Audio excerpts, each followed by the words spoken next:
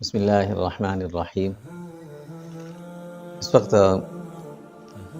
اجتماعی اور انفرادی طور پر ظاہر پوری دنیا اور ہمارا ملک خاص طور پر جس معاشی بحران اور مشکلات کی لپٹ میں ہے، ہم تو اس کو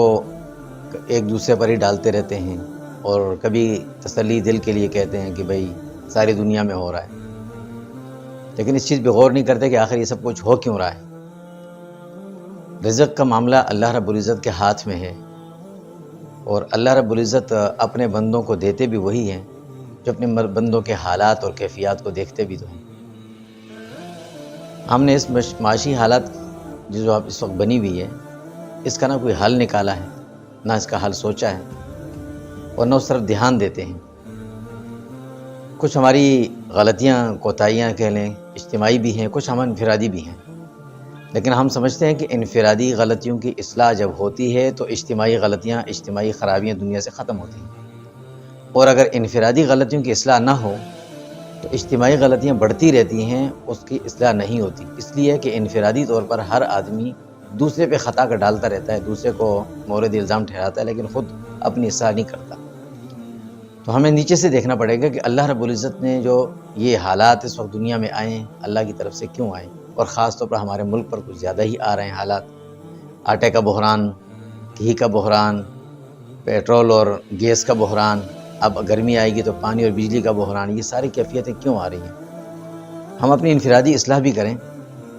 انفرادی اصلاح یہ ہے کہ سب سے پہلے تو ہم ان چیزوں کی قدر کریں، ان کو صحیح طرح سے استعمال کریں۔ دوسری چیز یہ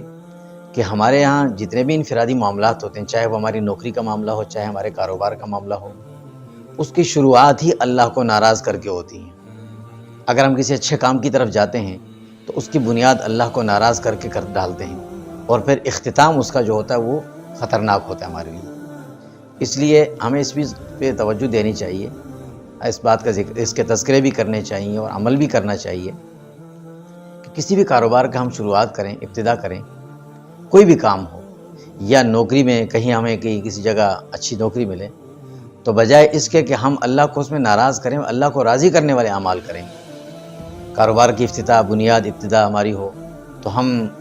اللہ کا کلام سے کریں، کسی اچھے کام سے کریں، نہ یہ کہ ہم گانے بجا کر اس کی افتتاح کریں اور کئی دن تک اس میں گانے چلتے رہیں، اللہ کو ناراض کر کے ہم اس کی بنیاد رکھیں، پھر اس کے بعد جو اس میں قرآن خوانی بھی کرائیں کہ بھئی اس میں برکت نہیں آ رہی ہے، یا کچھ اور اس کے لیے دعاؤں کے ذرائع تلاش کریں۔ تو یہ چیزوں کی جب اصلاح ہوگی تو ہمارے کاروبار بھی اچھے ہوں گے۔ جب ہم بنیاد اچھی رکھیں گے، کاروبار اچھا چلے گا، چاہے وہ کسی بھی قسم کا کاروبار ہو یا کوئی بھی کام ہو۔ جب ان چیزوں کی اصلاح نیچے سے ہوگی تو ہمارا اجتماعی معاشرہ جو ہے وہ ایک اچھا بنے گا۔ کسی بھی اجتماعی معاشرے کو بنانے کے لیے ہمیں انفرادی طور پر فرد پر محنت کرنی ہوتی ہے۔ فرد اپنی اصلاح کرے گا تو معاشرہ اچھا بنے گا، فرد کی اصلاح نہیں ہوگی تو معاشرہ اچھا نہیں بن سکتا۔ اللہ تعالیٰ ہم سب کو عمل نصیب فرمائے۔